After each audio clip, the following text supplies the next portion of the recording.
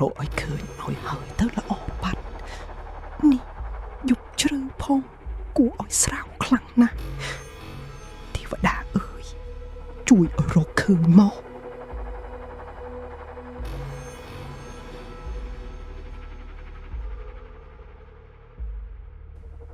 ខ្ញុំចាំបានថាពេលតែចាក់នាងហើយនឹងនេះដូចជាកវត្តដៃយើងគិតទៀតមកដុំនឹងទេមិនក៏រកមិនឃើញវាគួរតែនឹងដុំនឹងហើយវាមិនទៅណាឆ្ងាយទេរកមើលទៀតសិនគួរឲ្យស្រាវខ្លាំងណាស់លោកហើយខ្មោចឲ្យកុំមកលងយើងអីយើងមិនបានធ្វើបាបនាងទេ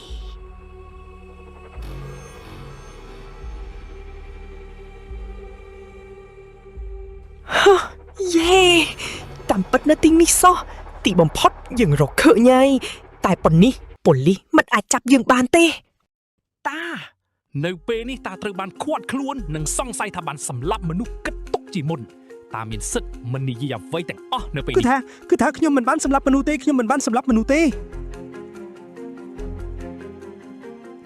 ាអើយតាម៉ោង1យប់ហើយមិនតាឯងនៅទៅទីនោះទៀតថ្ងៃមុន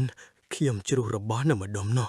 ខ្ញុំគ្រាន់តែទៅរកវាវិញតែប៉ុណ្ណោះចុះថ្ងៃឡើងមិនតាឯងមិនទៅរកហើយទៅរកម៉ោង1យប់នឹងងងឹតឈឹងហ្នឹងតាទៅរកមកចូលចាក់ថ្នាំនេះមែនទេយើងបានធ្វើកុសលវិឆ័យហើយមានស្នាមក្រយ៉ៅដៃរបស់តានៅលើសារ៉ាំងនេះអាចមានគេចង់ទម្លាក់កំហុសមកលើខ្ញុំព្រោះថាសារ៉ាំងនេះបានបាត់ពីក្នុងហាងរបស់ខ្ញុំមិនប្រកាសថាខ្ញុំជាអ្នកធ្វើនោះទេបានហើយតាឈប់កុហកទៀតទៅពួកយើងបានរកឃើញថាហាងរបស់តាមិនបានកត់ត្រាពីការលូកចិនប្រភេទថ្នាំនេះទេនៅក្នុងសារ៉ាំងនេះមានប្រភេទថ្នាំដែលត្រូវនឹងហាងរបស់តាមានតែខ្ញុំមិនបានប្រើប្រាស់ថ្នាំសណ្ដុំទេខ្ញុំគ្រាន់តែប្រើប្រាស់ថ្នាំរងាប់អារម្មណ៍ទេតាអ៊ំខ្ញុំមិនទាន់ប្រាប់ថាវាជាថ្នាំសណ្ដុំតែតាឯងនិយាយវាថាជាថ្នាំសណ្ដុំតាឯងដឹងបានយ៉ាងម៉េចថាវាជាថ្នាំសណ្ដុំបើពួកយើងមិនបានផ្សាយសាធារណៈផងនោះ